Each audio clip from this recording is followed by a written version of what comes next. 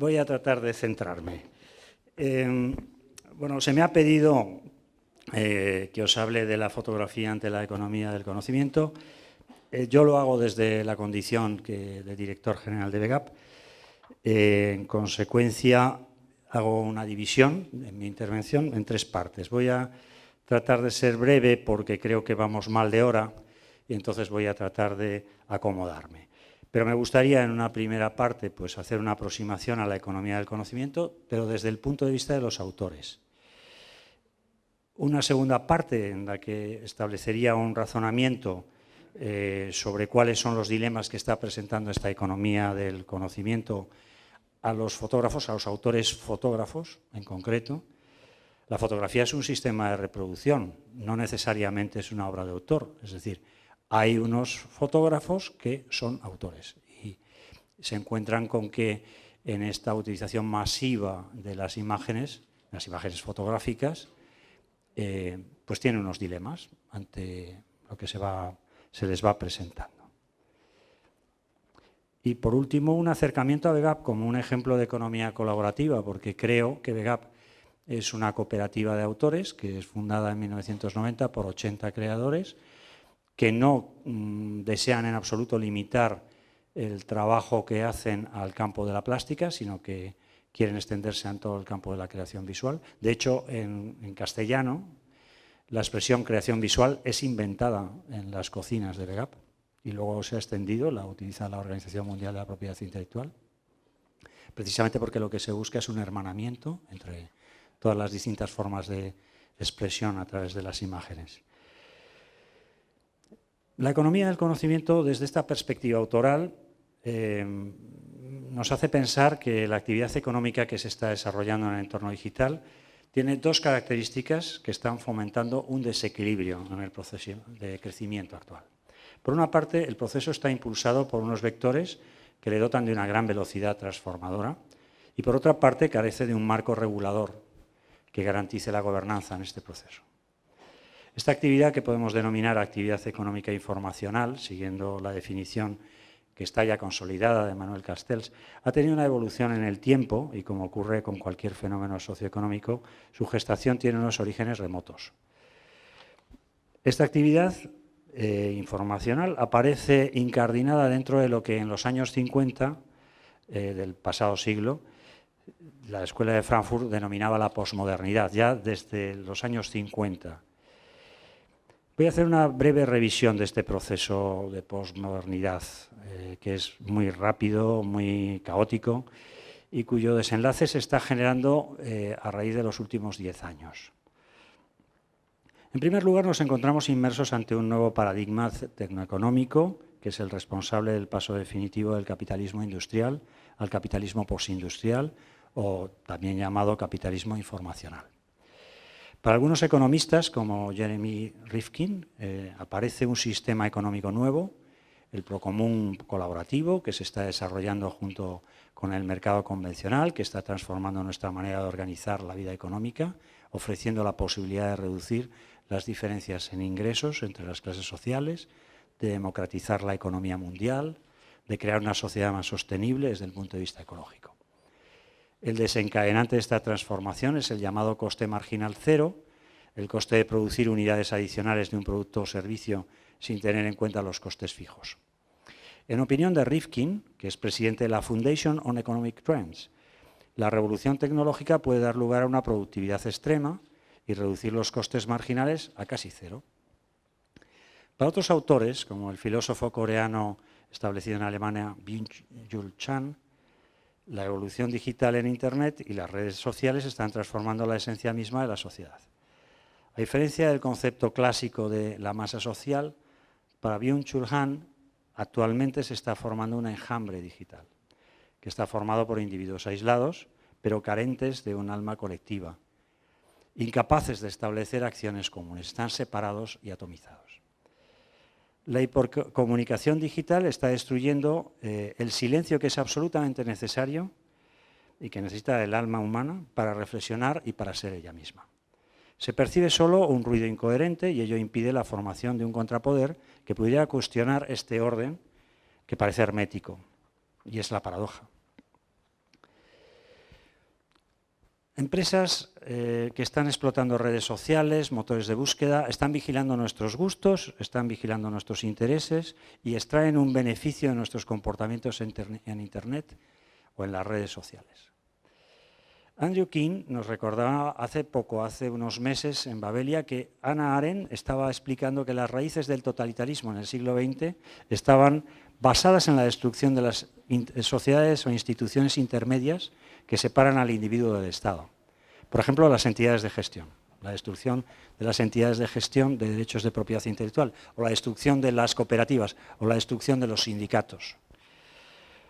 En este lúcido artículo, King, autor muy crítico con la web 2.0, como también lo son Jaron Lanier o Nicholas Carr, nos alerta del peligro de los algoritmos predictivos que hacen un análisis de nuestro comportamiento en la red, que cambia constantemente y predice nuestros gustos y nuestros deseos. En el artículo de King se cita al catedrático de la Queen Mary University de Londres, Jerry Broughton. Jerry dice: estamos ante una nueva geografía, pero es una geografía que corre el riesgo de dejarse llevar más que nunca por un solo imperativo: la acumulación de beneficios financieros mediante el monopolio de informaciones cuantificables. Broughton nos recuerda que estos algoritmos están patentados. Se trata de bienes inmateriales que son propiedad de las empresas que los explotan. Es curioso, empresas que niegan los derechos, los bienes inmateriales de las personas, pero que defienden con uñas y dientes los que se atribuyen. No se olviden ustedes que la idea de proteger como obra literaria el software fue de los Estados Unidos de América en 1990 y pusieron como condición que fueran protegidos como si fueran obras autorales los software para poder entrar en la Convención Universal de Berna, lo que trastornó completamente el esquema de la propiedad intelectual que hoy en día vivimos. Por primera vez en la historia, nos dice Broughton, se está construyendo una visión del mundo con arreglo a una información que no es ni pública, ni libre, ni puede manejarse por los ciudadanos. La explotación del Big Data es el tercer escalón, es la Web 3.0 de la economía informacional, y a esa no tenemos acceso los internautas. La economía informacional ha sido también denominada eufemísticamente economía del conocimiento, Knowledge Economy, en Estados Unidos. Con esta expresión se define el sector de la economía que utiliza el conocimiento como elemento fundamental para la generación de valor y de riqueza por medio de su transformación a información. En la economía informacional de la sociedad en red, la información se convierte en un magma que lo engulle todo y que todo lo asimila. Este proceso presenta un resultado ambivalente, de forma tal que tanto el valor como la riqueza que se han generado de esta manera son también ambivalentes. Por una parte, la fusión que conlleva la transformación del conocimiento en información permite acelerar el proceso comunicacional de este conocimiento y llega a más personas. Eso es indudable. Y llega además más rápidamente, y eso es una ventaja. Por otra parte, y esto ya no es tan positivo, el conocimiento que se transmite de esa manera, transformado en información, se empobrece. El empobrecimiento del proceso se debe a que el conocimiento transformado en información pierde su valor interrelacional. Además, pierde el silencio reflexivo al que me refería antes, es decir, pierde su valor potencial, no acotado, no enunciable, no mesurable, y que es lo que une al conocimiento con la sabiduría, aquello que es inefable en el conocimiento y, por tanto, completamente ajeno a la información. Es decir, lo que permite el que el hombre crezca no es lo que sabe, sino lo que no sabe. Y decía Emerson, la gran deuda que tiene la ciencia con la imaginación. Y efectivamente, la cuestión aquí no está en que seamos capaces de manejar en este momento el Big Data y que tengamos a nuestra disposición lo que ha generado el ser humano, sino que vamos a poder generar a partir de ahora, que es desde lo no conocido, desde lo que no sabemos. Quienes hacen el conocimiento en la economía del conocimiento son los autores, los creadores de las obras artísticas, literarias, científicas, junto con sus cooperadores necesarios, que son las que denominamos industrias culturales. Son todos ellos titulares de derechos de propiedad intelectual, es decir, titulares de bienes inmateriales. Por otra parte, quienes realizan el proceso de transformación del conocimiento en información son lo que denominamos industrias mediáticas, con la cooperación indispensable y también muy lucrativa de las industrias tecnológicas, quienes a su vez son también titulares de bienes inmateriales. Luego aquí estamos ante una guerra de titularidades. Estos bienes inmateriales constituyen el numen que inspira la economía del conocimiento. Este es exactamente el cogollo del meollo del bollo, los bienes inmateriales. Se consideran bienes inmateriales aquellos que carecen de integridad física, por lo que también los denominamos bienes intangibles. En sentido propio, estos intangibles son productos de la mente y de la conciencia humana, capaces de manifestarse exteriormente, de ser difundidos y reproducidos, susceptibles de ser monopolizados y a los que el derecho les concede una protección legal. En economía se considera un bien económico intangible a cualquier activo que es susceptible de valoración económica y que además es susceptible de ser descrito e identificado, objeto de protección legal, objeto de propiedad privada y susceptible de ser transmitido. Tanto la propiedad intelectual como la propiedad industrial son bienes inmateriales y remiten al derecho de propiedad, en cuyo núcleo se incluyen dos potencias. Una positiva, que faculta al titular para impedir que otros se inmiscuyan en ese ejercicio. Una positiva, me salta una línea. Una positiva que incluye el goce de lo que uno es propietario. Y otra negativa, que es la que impide que alguien se inmiscuya en el ejercicio de ese goce. Estos bienes inmateriales están siendo tratados de forma desequilibrada en la economía del conocimiento debido a la desregulación legal que impera en el entorno digital. El problema no es el entorno digital, el problema no son las nuevas tecnologías, el problema no son los avances tecnológicos, el problema es la desregulación y la posibilitación de que esa desregulación permita la concentración de un gran poder en muy pocas manos. Ese es el problema. Es decir, como decía The Guardian hoy, la trilogía no deificada hoy en día son Google, Facebook y Amazon. Es decir, esa es la santísima trinidad actual en este momento. Y la división en este momento de capacidad económica que tienen estos tres gigantes es enorme. Los bienes inmateriales que corresponden a estos conglomerados mediáticos e industrias tecnológicas, y hay que decir que los conglomerados de los media están ya imbricados en consejos de administración de las industrias tecnológicas, es decir, quienes permiten la portabilidad, quienes permiten la accesibilidad, están ya introducidos en los consejos de administración de los grandes grupos mediáticos. Estos conglomerados se mantienen protegidos de acuerdo con las reglas del comercio internacional. El Acuerdo General sobre Aranceles Aduaneros y de Comercio y el resto de los convenios internacionales que protegen a la propiedad intelectual y a la propiedad industrial y las legislaciones de los diferentes estados, así como de los organismos supranacionales de la Unión Europea. Es decir, primero fueron, les decía a ustedes antes, el software protegido como propiedad literaria. Después vinieron las bases de datos, protegidos como derechos sui generis. Y el titular de una base de datos, que es una corporación, siempre que adquiere legítimamente los contenidos, puede luego explotarlos libremente. Es decir, si yo fomento la idea del libre acceso de las imágenes y fomento que las imágenes estén en la red de manera libre, puedo adquirirlas legítimamente y luego explotarlas. Por ejemplo, si yo lo que hago es fomentar, como se fomentó en la conferencia de Budapest del año 2000, interuniversitaria, la libre circulación de tesis y tesinas de las universidades de todo el mundo, luego después puedo compilarlas, meterlas en un repositorio, ordenarlas y explotarlas libremente. Esto hace que en este momento todas las universidades públicas españolas tengan que acceder a las tesis y tesinas que previamente han liberado de forma gratuita, previo pago. Y una tesis, por ejemplo, les pongo el ejemplo de un familiar, una cuñada mía que es catedrática y que hizo el experimento, es catedrática de química, para adquirir su propia tesis, que había sido liberada gratuitamente, tuvo que comprarla por $20 en un repositorio. Es decir, esta economía que se nos presentaba como colaborativa y esta economía que se nos presentaba como de libres accesos, no lo es tanto, no lo es tanto.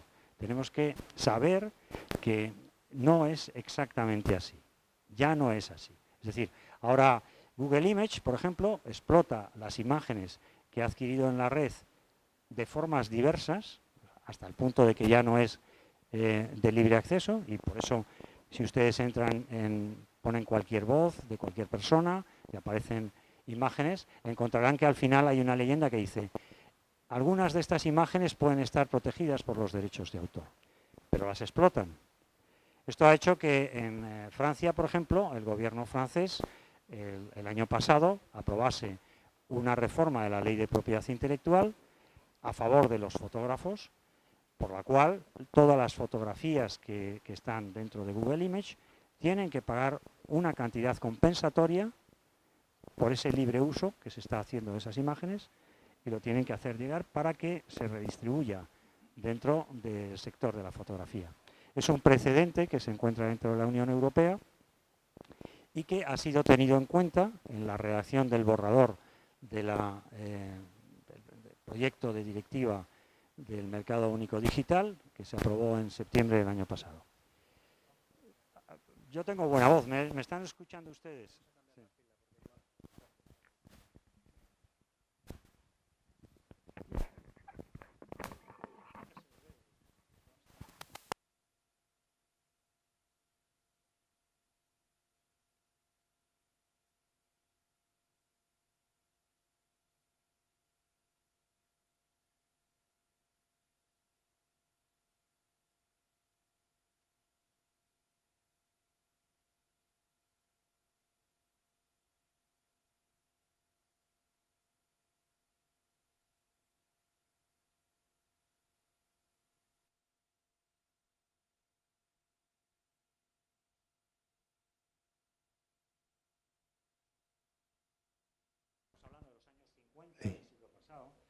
Muchas gracias.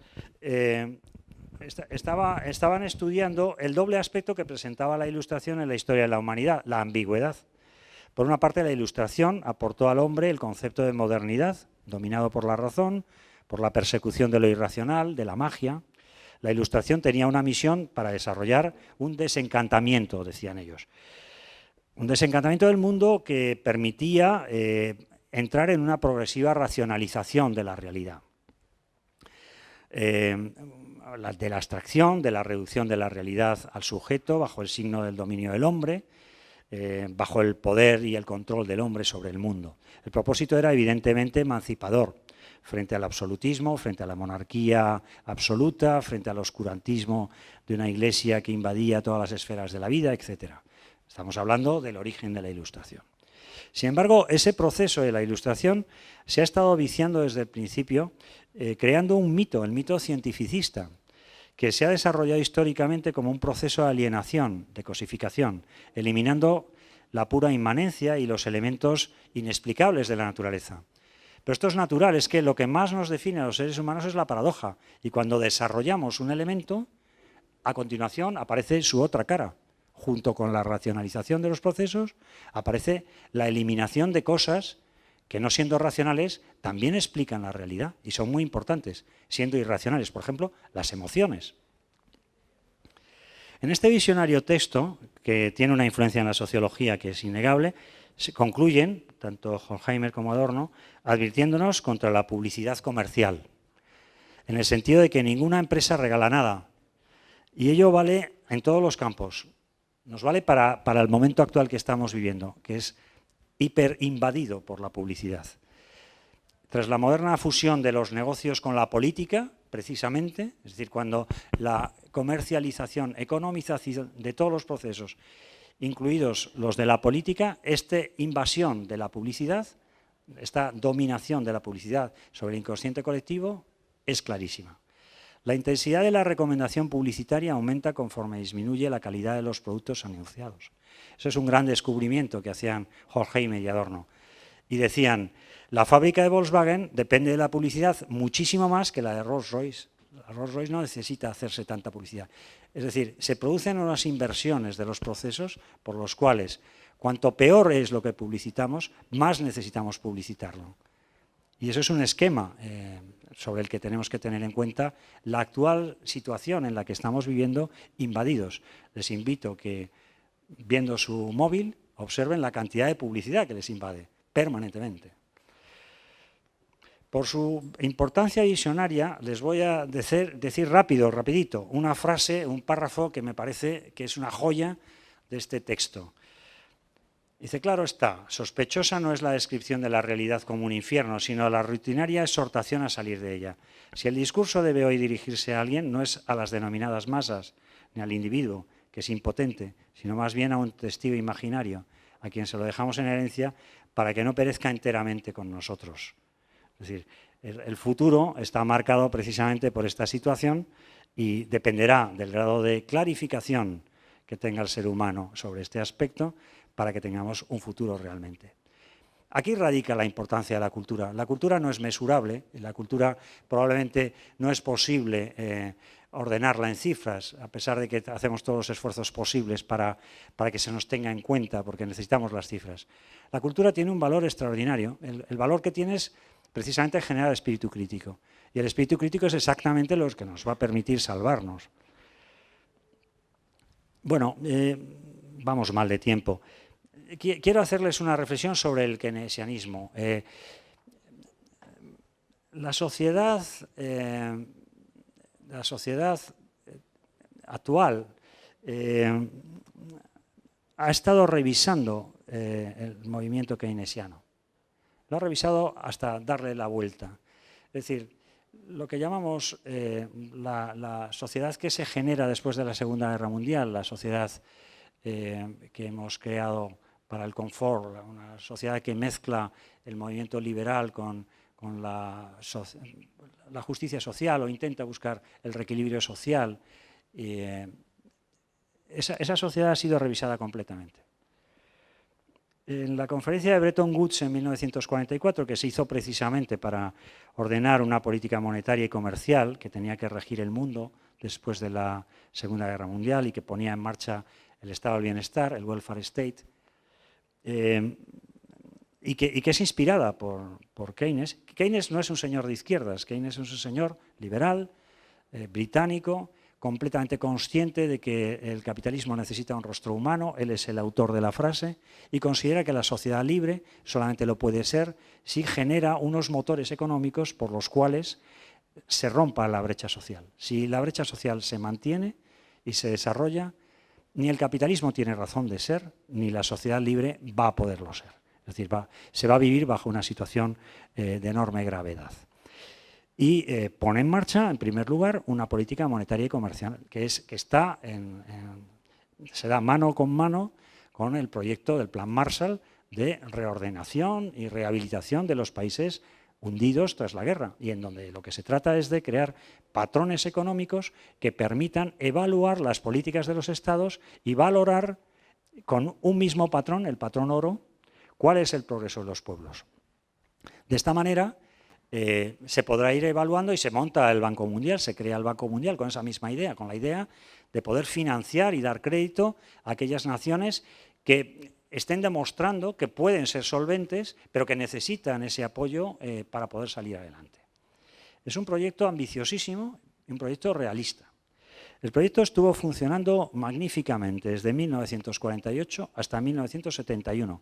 Fue exactamente el desarrollo del Occidente. Es decir, todo lo que nosotros en este momento podemos disfrutar es producto de lo que se hizo en esas 3 décadas. No llega a 3. Y en 1971 el Plan Marshall termina y se lo carga Richard Nixon. Richard Nixon es el primer presidente de los Estados Unidos que, habiendo sido Estados Unidos quien pone en marcha Bretton Woods, se carga a Bretton Woods. El propio Estados Unidos y el presidente Nixon se carga la inconvertibilidad del dólar, se carga, consciente de que Fort Knox no tiene suficiente oro para validar el dólar, y ordena una política de emisión de moneda con un plan, un nuevo plan de gran desorden, que es un plan que consiste en la emisión de dólares para que sean utilizados como referencia, como moneda de referencia en el mercado mundial. Y entonces ya va a estar emitiendo papel moneda para que suministre un montón de transacciones que ya no necesariamente son norteamericanas. Claro, cuando ahora la gente se plantea ¿y por qué es bueno estar en el dólar? Mire usted, pues para compensar esta situación, porque se ha acabado ya el sistema del patrón oro, y desde luego los países que tienen una moneda un poco fuerte pues pueden lidiar en este contexto locura del sistema financiero actual. Bueno, Pues ese problema que se produce en los 70 y que además está ligado a otros problemas agregados, como era la guerra de Vietnam, comienza a generar, a inspirar, pues unos movimientos que llamamos unas veces neoliberales, otras veces neoconservadores, pero que básicamente están inspirados en la idea de eliminar cualquier elemento de intervención social del Estado y de ir reduciendo esos papeles, digamos, del capitalismo con rostro humano que definía Keynes. Durante la ronda de Uruguay del GATT en 1994, Estados Unidos propugna la idea de que la comunicación tiene que ser considerada como un servicio y que en consecuencia tiene que regirse por las reglas generales del comercio y quedar fuera del control estatal. En esta misma línea, en el año 97, la Organización Mundial de Comercio recomendaba en Singapur la completa liberalización del conjunto de los servicios de telecomunicaciones sin ninguna restricción general. Por su parte, la Unión Europea, el 1 de febrero de 1998, decide la completa liberalización de los mercados de la telefonía sin distinción entre los distintos soportes, cable, radio, satélite.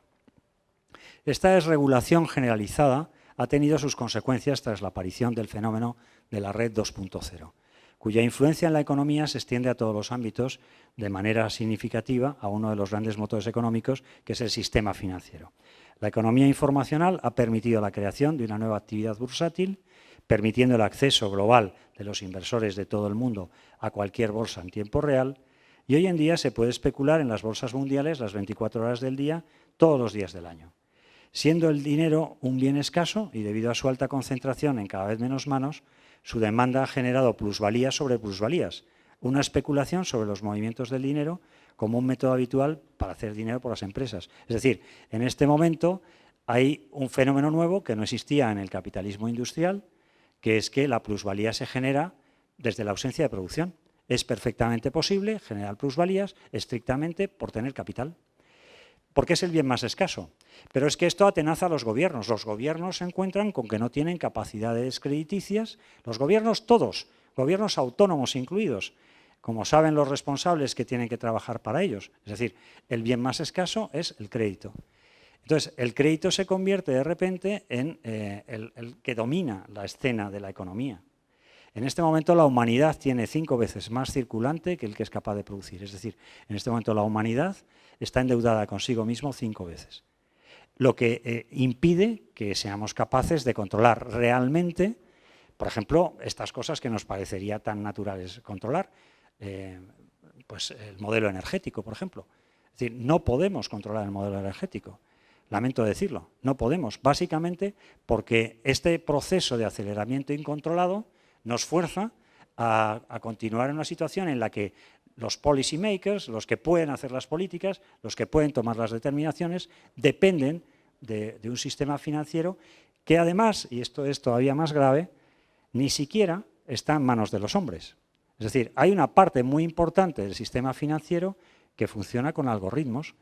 Como saben ustedes, hay una parte muy importante de la colocación de fondos precisamente que no son los más pequeños, que se están colocando y moviendo en este momento por robots. Esta es la economía del conocimiento.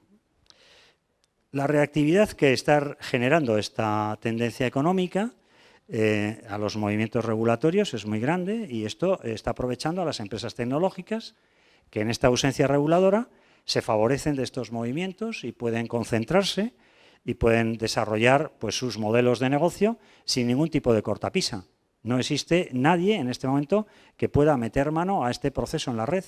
Es decir, recordarán ustedes al presidente Obama en el 2007, cuando en la cumbre 2008, tras la caída de Lehman Brothers, se monta la cumbre de Montreal y intentan regular el sistema financiero mundial y llegan a la conclusión de que no es regulable, no hay posibilidad de regulación y se abandona.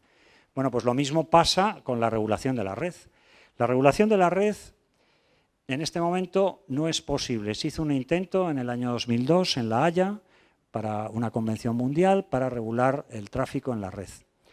Y se declaró imposible, no había capacidad. La Organización Mundial de la Propiedad Intelectual no tenía capacidad ni desde su alianza con la OMC, porque los poderes fácticos son de tal calibre que no hay manera de regularlo.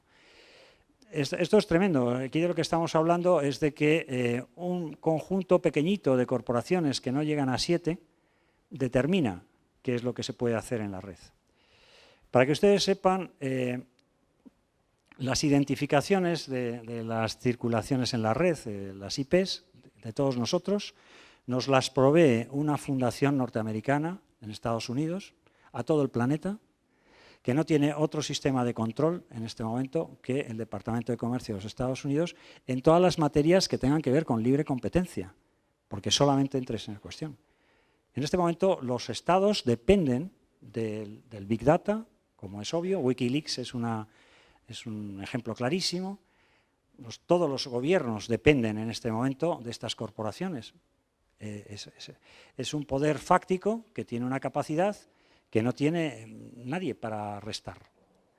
Y ahí están los autores, viendo todo esto, viendo cómo la accesibilidad, la libertad de libre acceso se ha convertido en el nuevo gurú, es el nuevo tótem. Todo el mundo quiere accesibilidad. Como decía José Lois, todo el mundo lo quiere y lo quiere ya. Además, todo el mundo quiere esa accesibilidad inmediata, esa inmediatez tiene que ser enseguida. La queremos todos. Nos enfadamos si tenemos problemas de acceso. Y la accesibilidad ha sustituido a la creación. Es decir, es más importante acceder que el contenido de lo que accedemos. Tiene más importancia en este momento la libertad de acceso. En ese sentido, la capacidad que tienen los portadores de contenidos es completamente ilimitada ya. ¿Por qué lo es? Lo es infraestructuralmente, se lo explicaba antes, porque las redes de telefonía y las redes de telecomunicaciones se privatizaron. Además, las redes de difusión, el satélite y la fibra óptica, se pusieron en manos de empresas privadas, tienen las infraestructuras. No existe en este momento, por ejemplo, en nuestro país, ninguna empresa que tenga una capacidad real de control de infraestructuras, ni siquiera Telefónica, que ya no es una empresa nacional, que es una empresa privada, pero que además está participada, que tampoco podemos decir que sea plenamente española y que, por otra parte, tampoco tiene control de las emisiones porque tiene que trabajar en consorcios, no tiene control. El ejemplo español nos vale para prácticamente todos los países, diría todos, porque incluso en Estados Unidos es también así. Es decir, el control de las telecomunicaciones ya no está, el Estado ya no tiene capacidad para intervenir. Luego, desde el punto de vista puramente material, puramente de los media, puramente de los vehículos, el control no está ni en la ciudadanía, ni está en los gobiernos. Y luego viene el asunto, pues podemos decir espiritual, moral. En este momento existe todavía una gran cantidad de personas que consideran que el asunto de los contenidos tiene que ser revisado. Se han producido una serie de elementos de construcción del aspecto autoral, de la idea de autor, basados además en una serie de ideas prefijadas que son también revisables, dignas de reflexión, y que han creado toda esa idea del autor o la autora, las personas que crean, como privilegiados que bastante ya tienen con divertirse haciendo lo que hacen, como para encima reivindicar que quieren tener algún tipo de control sobre lo que han hecho. Y entonces se ha generado una mistificación de procesos por la cual se ha creado una idea del procomún, que no deja de ser una expresión medieval, utilizando los prados comunes de los pueblos para expresar esa idea de la creación como algo que está desprovisto de la individualización. Claro, el ser humano es así, somos así. No solamente somos paradójicos, somos pendulares, es decir, funcionamos siempre por extremos. Y eso no tenemos más que hacer una reflexión cualquiera de nosotros cuando nos pasamos de copas al día siguiente. No queremos saber absolutamente nada ni del vicio, ni del desorden, ni de la locura, ¿no? Bueno, pues y entonces somos pendulares también en el sentido contrario. Hemos estado llevando una vida de reposo y inmediatamente queremos ver de qué forma pues, nos pasamos. Pues lo mismo nos ocurre con las ideas, con el mundo de las ideas. Es decir, tenemos unas ideas en un momento determinado prefijadas y hay una pulsión emancipadora en el libre acceso que es innegable. Piensen ustedes que la red tiene ya, pues es desde 1983, pues tiene 30 y tantos años, es decir, va casi 40. Luego, cuando surgió la red, y la red surgió como un vehículo, en principio, pues para la libre circulación del pensamiento científico, pues todo el mundo estaba encantado cuando tenía aplicaciones en el hogar y todo el mundo quería tener ese libre acceso. Y la promesa de libre acceso a la cultura, que está en la Carta de la Declaración Universal de los Derechos Humanos y que es un asunto esencial. Cualquier niño que viene al mundo tiene el derecho de acceder al acervo que han creado la especie, pues es una apetencia y una necesidad. Pero claro, desde ese planteamiento, desde ese deseo, se han estado encubriendo, tapando muchos procesos que no tienen para nada esa intención. Y el ser humano es un individuo social, es decir, somos individuos sociales. Si quitamos cualquiera de esos dos elementos, dejamos de ser seres humanos. Es lo mismo que somos animales cultos o civilizatorios o como quieran ustedes llamarle. Estamos dentro de nuestro ser, están incorporados nuestro lado animal y nuestra segunda naturaleza, que es la civilización. Y si separamos cualquiera de esos dos elementos, dejamos de ser seres humanos. Pues en esa paradoja estamos, con lo cual la condición de autor refleja muy claramente esta doble condición que tiene el ser humano. En primer lugar, todos somos potencialmente autores y basta con que queramos serlo. Es decir, el asunto de la frontera entre ser autor o no ser autor es voluntaria. Punto. Para la ley, para el derecho, uno es autor desde el momento en que tiene intencionalidad creativa y crea una cosa original, que no existía antes.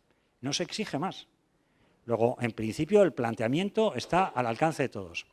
Pulsión creadora, tenemos todos absolutamente. Es decir, yo no creo que exista ni un solo niño que si se le da un lápiz no quiera dibujar algo o haga algo.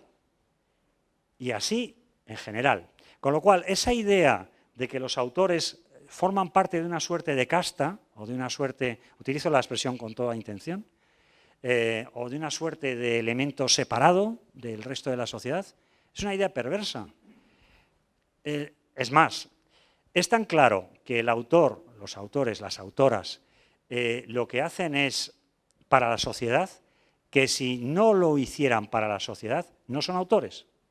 Es decir, para el derecho solamente es autor aquella persona que con intención creadora hace algo y además lo divulga.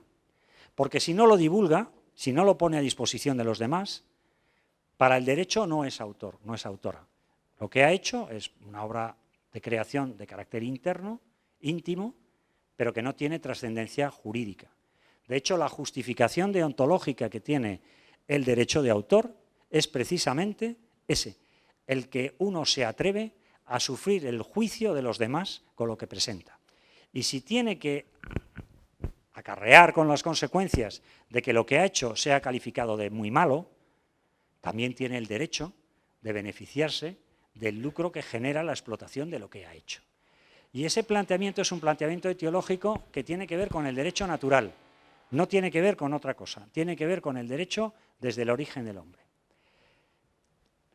La Carta de las Naciones Unidas, la Declaración Universal de los Derechos del Hombre, en el artículo 27 lo dice claramente, es como un termómetro democrático. Dice, uno, cualquier individuo tiene derecho a disfrutar de los bienes inmateriales creados por la especie. Dos, quienes los crean tienen el derecho también a seguir el éxito de sus obras, a recibir los beneficios morales y materiales de lo que han creado. Y los fotógrafos, cuando hacen obra con intención creativa, cuando realizan su obra con la intención de crear, pues entonces son autores y se benefician de los derechos de autor en los mismos términos que cualquier otro autor. porque la ley de propiedad intelectual, las leyes de propiedad intelectual, la Convención de Berna, no hacen discriminación sobre la forma de expresión artística. Los fotógrafos tienen, frente a otros creadores, unas características propias, idiosincráticas, que son las que marcan las diferencias sobre la manera en que reciben los beneficios de la ley o los tienen que hacer aplicar. Pero son exactamente igual de autores que el escritor o que lo pueda ser el compositor o el cineasta. Hay una diferencia importante en el campo de la economía del conocimiento y del entorno digital. Son los autores más explotados. Sus imágenes, las imágenes, los millones y millones y millones de imágenes que existen en la red, son los más explotados. Esa es una diferencia importante. Pero también hay que tener en cuenta que se han producido una serie de procesos en la evolución de la actividad fotográfica que ha creado una serie de circunstancias que ha cambiado la manera en que los fotógrafos, por una parte, desarrollaban su trabajo profesional y vivían, y por otra parte, se relacionan con el mundo y se presentan ante el mundo. Y decía José Lois que el relato es el elemento que explica el contenido de la fotografía. El relato casi explica el contenido de casi todas las obras de creación. Es el relato el que nos abstrae, el que nos saca de nosotros y el que nos lleva a la obra creada y el que nos hace que entremos en ella y la miremos. Pero claro, siendo la fotografía un mecanismo de reproducción de la realidad, el relato es un elemento esencial. Y hoy en día, en el campo de la explotación digital de las creaciones, la fotografía permite un montón de aplicaciones, un montón de utilizaciones. Me estoy saltando los papeles porque empezaba a ser muy incómodo, pero voy a ir directamente al grano. Nosotros tenemos ahora una ley de propiedad intelectual en España. En la ley de propiedad intelectual en España, y ahora voy a bajar un poco de nivel, si esto que voy a decir ustedes ya lo conocen muy bien, pues me excusan porque habrá quien tampoco lo conozca tan bien. La ley de propiedad intelectual, que se hace en 1990, se hace con una intención, que es una intención reformadora. Se hace porque España en 1985 se había incorporado en la Comunidad Económica Europea, hoy Unión Europea, y porque era una de las exigencias que planteaba el legislador europeo a España. Tenía que modernizar su legislación. Y dentro de la legislación que tenía que modernizar una ley de 1886 que era completamente obsoleta, claramente obsoleta. Y hace la ley de propiedad intelectual, y lo que hace es tomar o copiar los elementos más interesantes del derecho continental europeo, que son las fuentes naturales del derecho español. El derecho germano, el derecho alemán y el derecho francés. Son las fuentes inspiradoras del derecho en España. Y toma los ejemplos de lo que ahí existe. Autor lo es esa persona que crea una obra por el mero hecho de crearla. El fotógrafo no necesita, como cualquier autor, y ahora cuando diga autor, piensen ustedes en fotógrafo, no necesita en absoluto registrar la obra para que la obra esté protegida, porque las obras en propiedad intelectual se considera que no necesitan de una especial protección registral.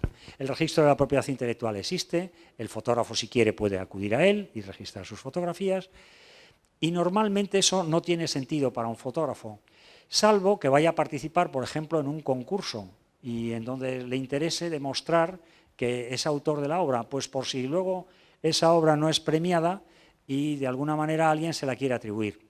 Pero yo les recomiendo una solución mejor que la del registro. Ir a un notario, levantar acta y depositar en el notario pues sus fotografías, o copias lógicamente, y ahí se quedan. También, pero es decir, la huella de agua vale básicamente para evitar que te copie alguien en la red. Pero aquí de lo que estamos hablando no es eso, estamos hablando de garantizar la autoría. Acreditar que uno ha hecho la obra. Entonces tiene otra función. La huella de agua lo que me protege es frente a posibles atribuciones dentro de la red y en donde, bueno, pues va a aparecer la huella. Y sobre todo frente a las descargas. El problema que tiene el fotógrafo, bueno, tiene muchos, pero uno de ellos, por ejemplo, es el problema del original, de la unicidad creadora.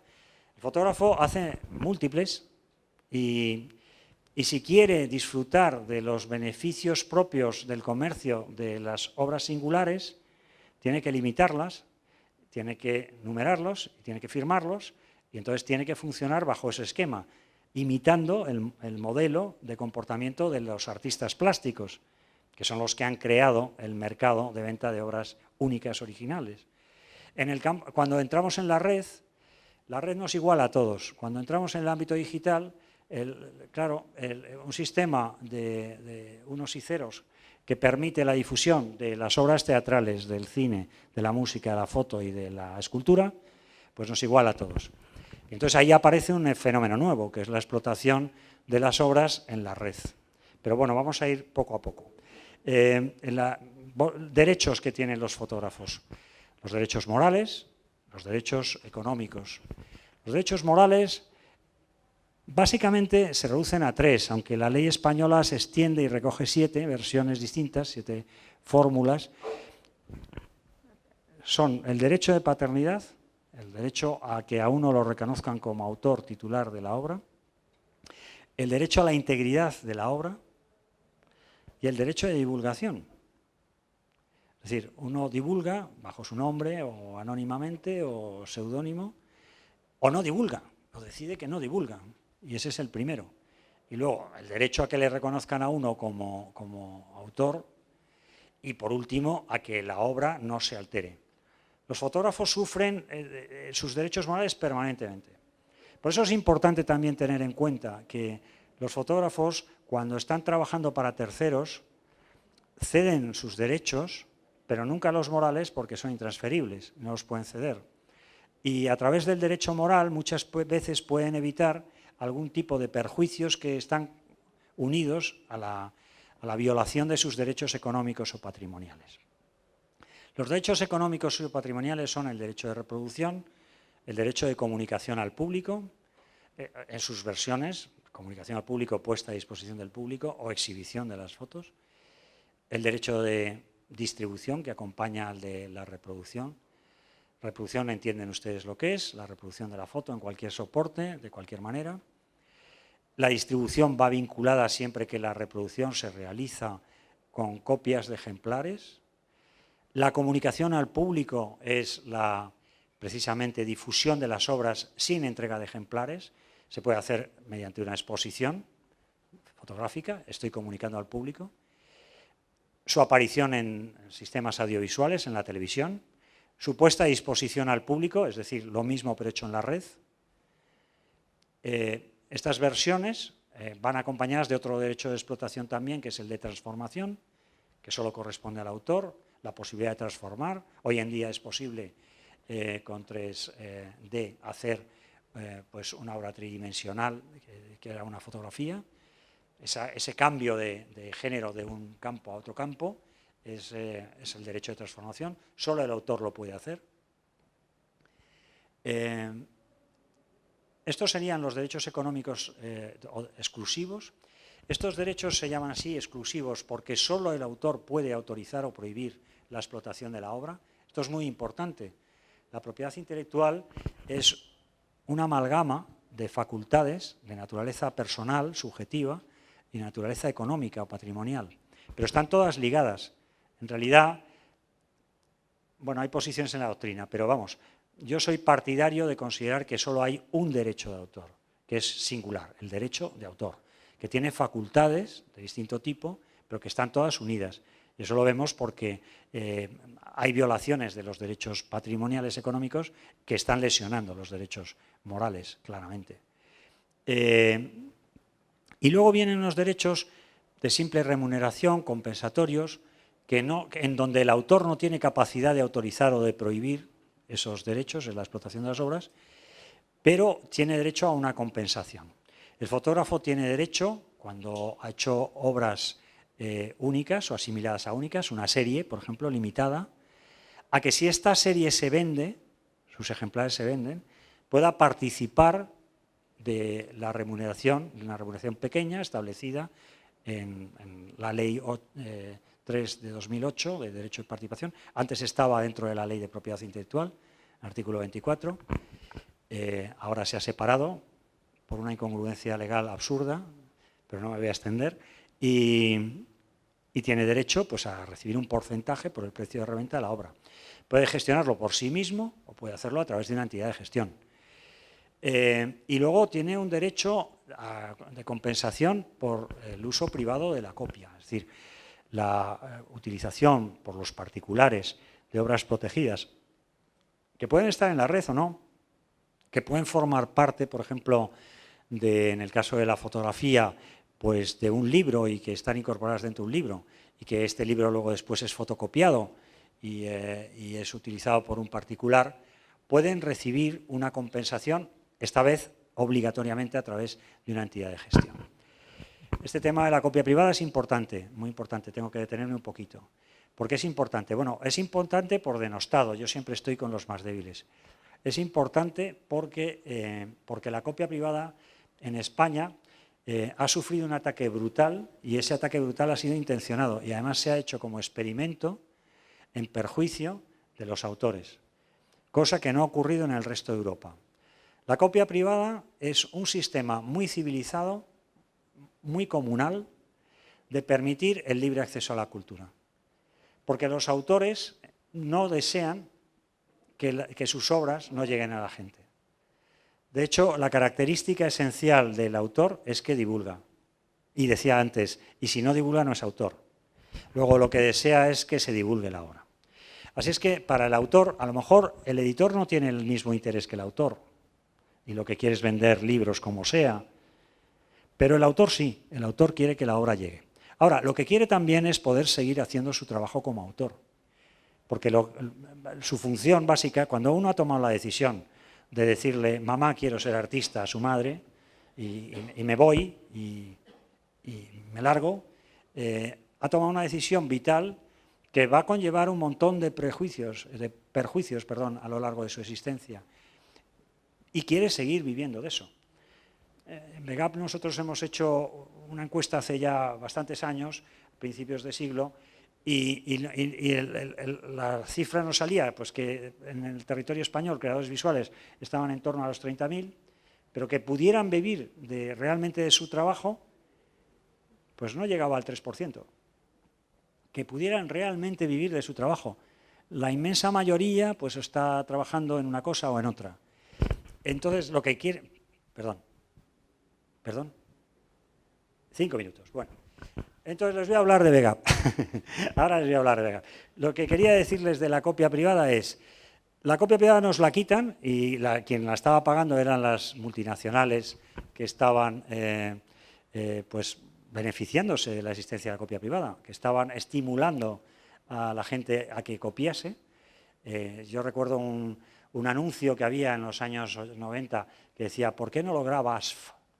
Y el anunciante era BASF. Y lo que quería decir era, grábate toda la música que puedas, con mis cintas magnetofónicas vírgenes, que eran lo que vendían. Entonces, hay un estímulo, hay unas industrias que se benefician de este comportamiento social porque venden equipos y aparatos que permiten la lectura, que permiten la copia, que permiten la reproducción o la descarga. Estas multinacionales que han estado pagando esto, como en toda Europa, que en España estaban pagando hasta el año 2011 115 millones de euros a la cultura y que permitía pues, que tuviéramos, por ejemplo, en Begap, una fundación que tuvimos que cerrar, que tuviéramos un concurso que se llama Propuestas, que lo estamos manteniendo en este momento milagrosamente, en donde hemos tenido hasta donaciones particulares de miembros de la entidad, que han hecho donaciones económicas para seguir haciéndolo. El concurso Propuestas, que está abierto a los fotógrafos, lo digo para los fotógrafos que estéis aquí, que ha empezado ya su última edición, estamos por la edición número 20, tenemos 20 años haciéndolo, estuvimos a punto de no poderlo hacer. Nosotros hacemos dotaciones económicas para que los artistas puedan hacer ese proyecto que no pueden hacer, porque el creador visual, a diferencia de otros autores, es su propio empresario, es su propio filántropo, es el que cree en su obra, es el que pone dinero para que la obra salga fuera y no tiene un intérprete o un ejecutante, es decir, es un hombre orquesta, el creador visual, el pintor, el fotógrafo, el que sea.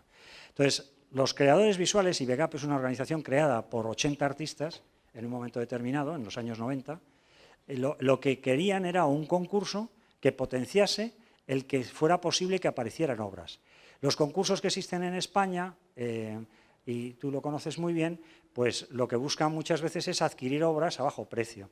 Entonces se fomenta un premio, que ya se le ha puesto un precio para adquirir obra. Y claro, pues la necesidad obliga y pues ahí se va. Pero lo que quiere el artista sobre todo es becas Fulbright. Lo que quiere es que le financien el que pueda hacer un proyecto y pueda sacarlo. Esto lo ha hecho VEGAP todos estos años. Y tuvimos que cerrar nuestra Fundación Arte Derecho, hacíamos muchas cosas más. Me estoy excediendo del tiempo, así es que voy a ser brevísimo. Y nos encontramos con que el Gobierno, en un decreto ley de 31 de diciembre de 2011, de especiales medidas para la reducción del déficit presupuestario, paradójicamente incrementó el déficit presupuestario, creando una partida presupuestaria nueva para pagar la copia privada que hasta ahora pagaban las industrias tecnológicas. Pero eso sí, en lugar de pagar el daño que se causaba, lo que pagaba, o lo que ha estado pagando, es lo que quería pagar. VEGAP y otras entidades hemos recurrido y hemos ganado ante el Tribunal Supremo y vamos a tener vamos a recuperar la copia privada. Esto hace VEGAP, o sea, gestiona los derechos pero defiende el marco legal. Pero también VEGAP tiene para los fotógrafos, porque ya termino, y este es digamos, el capítulo publicitario de VEGAP, VEGAP tiene un banco de imagen con el cual estamos emitiendo obra de nuestros autores, visionada por los autores, validada por los autores, para que la explotación de la obra en el entorno digital se haga legítimamente y van acompañadas de licencias. Y ahora estamos poniendo en marcha una experiencia piloto muy buena, preciosa, se llama el proyecto AIR, lo estamos sacando 5 países europeos, es un proyecto de la CISAC, VEGAP pertenece a la CISAC, en este momento tiene la vicepresidencia del Consejo de Administración de la CISAC y tenemos una representación en ese consejo y defendiendo a los creadores visuales hemos puesto en marcha este proyecto que sostiene la CISAC y que consiste en monitorizar a través de un repositorio que vamos alimentando de imágenes, monitorizar el uso de las imágenes en el audiovisual y en Internet. Vamos incrementando nuestro repositorio con unas microimágenes de fingerprinting, se llaman tecnológicamente, y esto nos permite identificar las obras y además nos permite tener una garantía magnífica a la hora de hacer el reparto. Es decir, porque hay muchas obras sin título, pero la imagen vale más que 1000 palabras y nos permite hacerlo.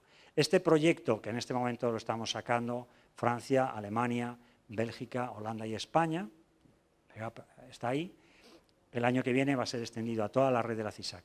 ¿Y qué red es esta? Pues es una red de, en este momento, 68 países, y eso es muy importante. Cuando un autor está en esta cooperativa de autores, entra en una red, somos un nodo internacional de una red muy grande, de 68 países. VEGAP representa en España a 127.000 creadores, tiene casi 3.000 socios propios, pero representa a 127.000 creadores, de los cuales tengo entre mis notas el número de fotógrafos, pero no se lo puedo decir, luego me lo miro, si me lo preguntáis. Y estos autores nuestros están representados en esos 68 países a través de esa red. Bueno, 43 en el caso de VEGAP, porque no tenemos suscrito convenio con los 68 países, pero en 43 países, de los cuales, 46, de los cuales está toda Europa, toda la Unión Europea, prácticamente toda América, Japón y Corea en Asia, dentro de nada China, hemos firmado un convenio y se va a crear una sociedad de fotógrafos precisamente en China, con la que vamos a desarrollar un trabajo. Atención, China es el primer mercado mundial del arte en este momento. Y estamos en África, en 2 países, en Argelia y Sudáfrica, y estamos en Nueva Zelanda y Australia. Y además de proteger los fotógrafos, yo como cliente, por ejemplo, si para un proyecto necesito fotografía, ¿podría entrar en ese repositorio a comprar esas fotos o tenéis un mecanismo? Justamente. Justamente, tú puedes entrar online. ¿Cuál es el modelo que ofrecéis a un cliente? Pues mira, tú puedes entrar por dos vías, o directamente accediendo por la página del portal del Banco de Imagen o a través del portal de Begap. Y por cualquiera de las dos vías llegas ahí. Y puedes, con tu carrito de la compra, visitar toda la galería. Nosotros en este momento estamos ofertando 80.000 imágenes, pero tenemos algo así como 200 y pico mil. Lo que pasa es que colocarlas...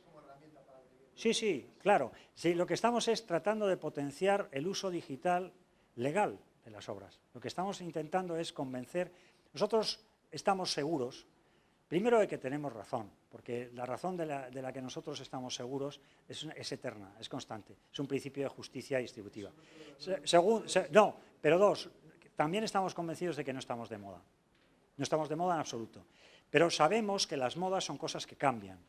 Y sabemos que en algún momento se va a producir un cambio y se va a producir un convencimiento en la opinión pública en general, sobre todo en la opinión pública culta, de que solo hay una manera culta de hacer uso de las obras. Y eso es respetando a quienes las han hecho. Entonces, estamos estimulando esto, es decir, lo estamos haciendo no solamente porque le interesa a nuestros socios a corto plazo, porque es un escaparate que permite visibilizar las obras. Hay autores muy conocidos que no necesitan ser divulgados, pero hay otros que no lo son tanto y no tienen capacidad a lo mejor para tener una página. Y ahí tienen la posibilidad de presentar. Y luego el usuario llega y lo que hace es ver la oferta es muy amplia, es decir, puede ser cuestiones que tienen que ver pues, con la guerra civil y fotografía, en fin, de autores, no voy a dar nombres, pero autores muy importantes. Puede ser fotografía social o puede ser fotografía autoral, nombre tras nombre. ¿Y quién pone el precio? ¿Los propios autores? No, el precio es fijo. Lo nuestro es economía colaborativa. Y entonces, tenemos tarifas. Las tarifas nos igualan a todos. Pablo Picasso o sus herederos cobran lo mismo que el socio que acaba de llegar. El principio, precisamente, es ese. Es decir, nosotros no entramos en la especulación.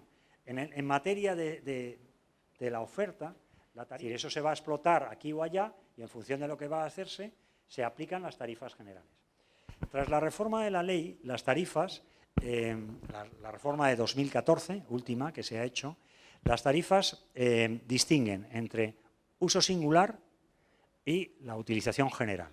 Si lo que voy a hacer es un uso singular, es decir, voy a utilizar la obra de un autor para campos en donde es necesaria su autorización, publicidad, merchandising, por ejemplo, o monografías, el autor tiene libertad de determinar el precio de explotación de la obra.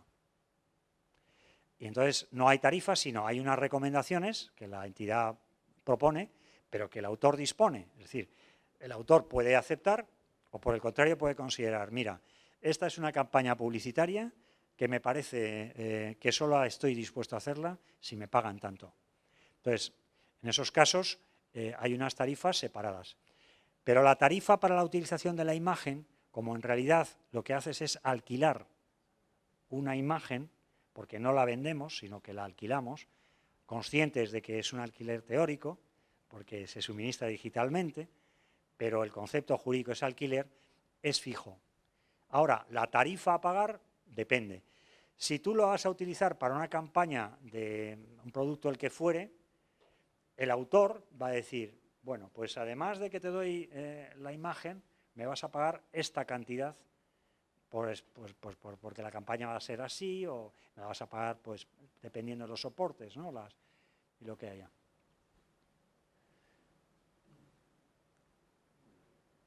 Esto lo he hecho ya sin papeles, como habéis visto. Bueno. ¿Alguna pregunta? Había moitas, pues. Que hai un tema que tocaches en un momento, pero vou ser moi breve, que é o tema da apropiación desa santa trinidad do valor de circulación da cultura a través das redes. E é que é curioso que aí ningún Estado, cando esa santa trinidad era un juguete, lles puxo ningún tipo de cortapisas. Entón hai un análisis que además estoy de acordo ca a exposición que fixeches de magnífica, porque realmente hay una intención. O sea, hay a necesidad de mantener un sistema de acumulación de poder que se autorreferencia y que nos exprime a todos. Es decir, que en el fondo, el tema es irse, ¿no? Claro, la Google tal, perdón, y cuando Google no era tal, ¿por cómo ya dijeron meter ustedes las cláusulas? Pero es que la línea que estás abriendo es amplísima. Es decir, efectivamente, cuando se produce una sustitución del ámbito de lo político por el ámbito de lo mercantil, el ciudadano se desprovee de su condición ciudadana. Por una parte, relega en los políticos profesionales la acción política y la abandona. Nunca, como hasta ahora, hemos sido tan apolíticos, nunca la humanidad ha sido tan apolítica. De hecho, si viajáis mucho, os habréis dado cuenta de que cuando vamos a países que están menos afectados por este proceso estandarizador de la globalización, la gente es mucho más política. Es decir, tiene criterio, se reúne y habla y opina sobre... Estoy hablando de política con mayúsculas, ¿eh? Entonces, eso ya ha ido desapareciendo. Y además, el mercado ha ido sustituyendo la etiología política, de forma que el mercado ahora ha inventado las buenas prácticas, el autocontrol, ha inventado la responsabilidad social corporativa, es decir, ha generado unas éticas políticas en sustitución de las actividades de intervención social de los gobiernos. Cuando los gobiernos se han encontrado con que estas corporaciones están determinando los gustos de la masa, de todo el mundo, los imitan. Y entonces no hay un solo político que no tenga tuit, no hay un solo político que no esté pendiente de los media y efectivamente, claro, eso es así. Esto podría llegar a lo que queramos. Lo que está clarísimo es que el pensamiento crítico está en manos de los autores, de los creadores. Los creadores son la gran esperanza, realmente, para la humanidad. Es decir, sin inventiva, sin creatividad, no hay esperanza. Y esto, ¿cómo se puede hacer para que todas estas personas que toman la decisión de hacer esto y dedicarse a esto puedan tener retornos económicos? Pues mediante su respeto. Perdón, me estoy extendiendo. Mediante el respeto, es que no cabe otra. Es decir, pero es que cuando estamos defendiendo a nuestros creadores, nos estamos defendiendo a nosotros mismos. Estamos creando un futuro mejor para nuestros hijos, básicamente.